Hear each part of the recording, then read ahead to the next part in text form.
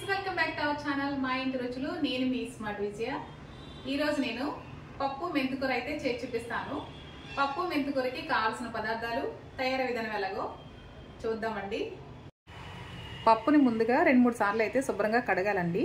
కడిగి పప్పు ఉడకడానికి కావాల్సినంత వాటర్ అయితే వేసాను.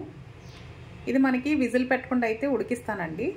విజిల్ పెట్టి ఉడికిస్తే పప్పు అంత టేస్ట్ ఉండదు.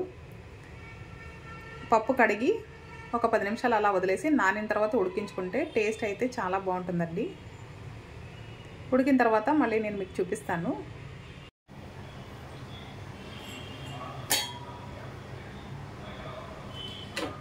మనకి పప్పు అయితే బాగా ఉడికిపోయిందండి, చూసారు కదా. ఇప్పుడు ఇందులో ఒక 3 పెద్ద సైజు టమాటాలు, అలాగే 4-5 పచ్చిమిర్చి కూడా వేసుకుని మరొక 5 నిమిషాలు అయితే ఉడికించుకోవాలి. టమాటాలు పచ్చిమిర్చి బాగా మగ్గిపోయాయి కదండి.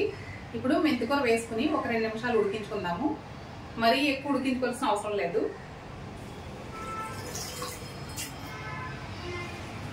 ఒక కట్ట మెంతికూరను తీసుకున్నాను.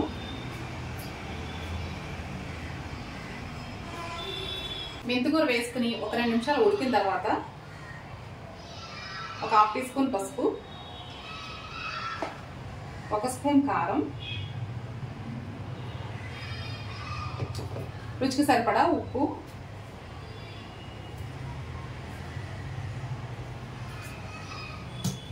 ఈ 3 వేసుకుని ఒకసారి కలుపుకుని మరొక 2 నిమిషాలు ఉడికిన తర్వాత నిమ్మకాయ సైజ్ అంతా చింతపండుని తీసుకుని శుభ్రంగా కడిగి నానబెట్టి రసం తీసి అయితే ఉంచానండి. ఇప్పుడు చింతపండు రసాన్ని కూడా వేసేస్తున్నాను. ఇలా వేసుకుని మరొక 2 నిమిషాలు ఉడికిన తర్వాత మీకు తాలింపు అయితే వేసి చూపిస్తాను. ఇలా 2-3 నిమిషాలు వేగిన తర్వాత కొద్దిగా ఉల్లిపాయ ముక్కలు, కచ్చా పచ్చగా దంచుకున్న వెల్లుల్లి కూడా వేసేసుకుందాము.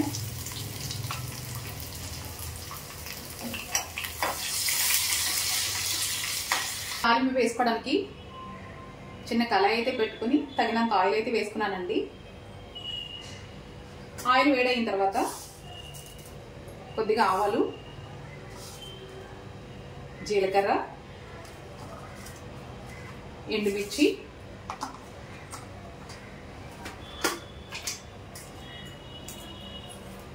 కరివేపాకు ముందుగా ఇవన్నీ వేసుకుని చిటపట్లాడేంత వరకు వేయించుకోవాలి. మనకి చిటపట్లాడితేనే తాలింపుకి టేస్ట్ అనేది వస్తుందండి.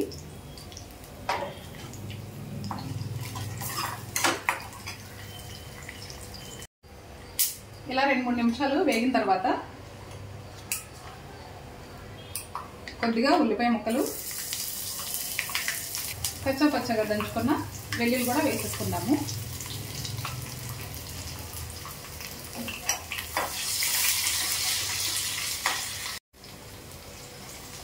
ఇలా ఒక 2-3 నిమిషాలు వేయించుకోవాలండి. పోపు సామాన్లు ఎప్పుడు మాడుకొనివ్వకూడదు, టేస్ట్ మారిపోతుంది. ఇవి మనకి వేగిపోయాయి కదా. ముందుగా ఉడికించి పెట్టుకున్న పప్పు మెంతికూరలో తాలింపు అయితే వేసేసుకుందాము. చూసారు కదండి, స్టవ్ ఆఫ్ చేసేసుకున్నాను.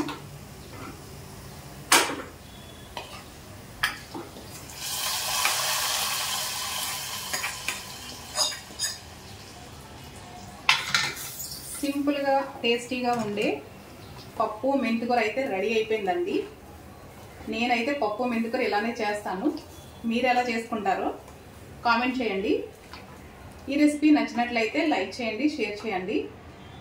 ఇప్పుడు ఇది మనం ఒక బౌల్లోకి అయితే తీసి చూపిస్తాను. చూసారు కదండి, మనకి పప్పు మెంతికూర అయితే రెడీ అయిపోయింది. ఒక బౌల్లోకి అయితే తీసేసుకున్నాము. టేస్ట్ ఎలా ఉందో తెలియాలంటే తప్పకుండా మీరు కూడా ట్రై చేయండి. చూసారు కదండి, పప్పు మెంతికూర. తప్పకుండా మీరు కూడా ట్రై చేయండి. నా ఛానల్ని ఫస్ట్ టైం చూసినట్లయితే సబ్స్క్రైబ్ చేయండి friends. Thanks for watching. Bye అండి.